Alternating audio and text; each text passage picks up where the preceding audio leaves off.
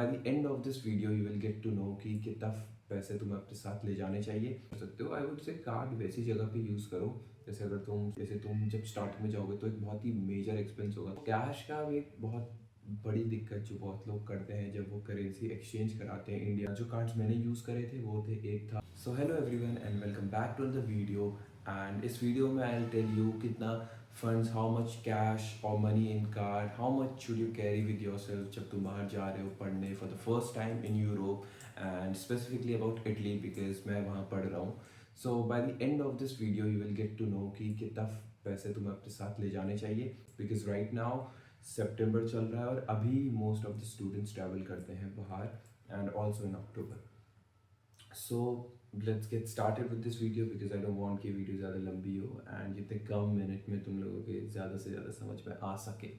सो देखो, पैसे जो है वो दो तरीके से ले जाने हैं, एक तो ऑब्वियसली कैश में और एक कार्ड में, बिकॉज ज़्यादा कैश कैरी करना भी इट्स नॉट सेफ, और स्पेशली जब तुम एक डिफरेंट कंट्री में जा रहे हो फॉर द फर्स्ट टाइम।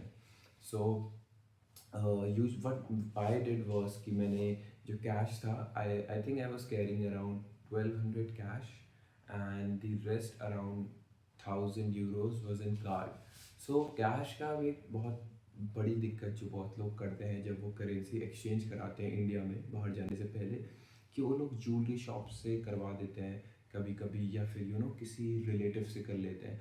उसमें एक बहुत बड़ा इशू होता है कभी कभी कि जब तुम ऐसे जब भी किसी से पैसा लेते हो या ज्वेलरी शॉप से कराते हो, तुम्हें एक पक्का बिल नहीं देता है। अगर कर रहे हो तो फिर एक पक्का बिल लो, बिकॉज कभी हो सकता है कि एयरपोर्ट में तुम्हें चेकिंग हो, तुम्हारे जेब में या तुम्हारे वॉलेट से उतना कैश निकले, तो तुम्हारे पास एक प्रूफ ऑफ एक्सचेंज होना चाहिए कि तुमने कहाँ से वो करेंसी आई है।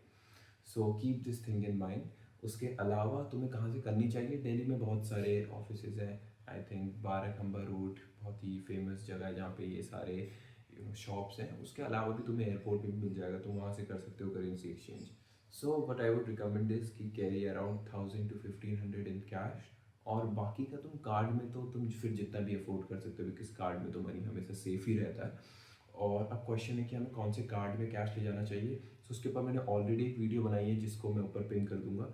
बट जो कार्ड्स मैंने यूज़ करे थे वो थे, एक था नियो ग्लोबल का कार्ड था जो कि डीसीबी बैंक से एफिलिएटेड था, और दूसरा कार्ड जो है वो एचडीएफसी का आईसिक कार्ड था, which stands for I think international student identity card. So वो भी एक फॉरेक्स कार्ड है।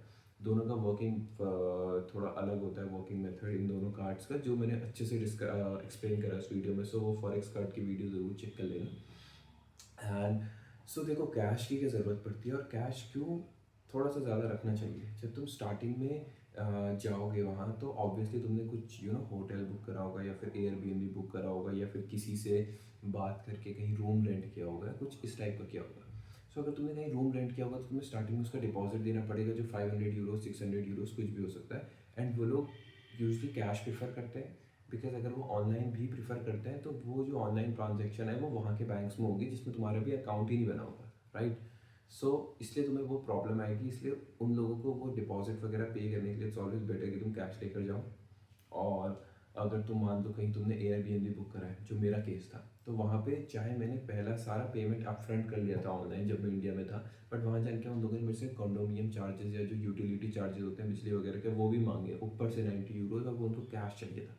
सो इसलिए एकदम से तुम्हारा पता है तुम जाओगे, तुम्हारा कैश खर्च होने लगेगा, तुम्हारे समझ में नहीं आएगा कैश कहाँ जा रहा है।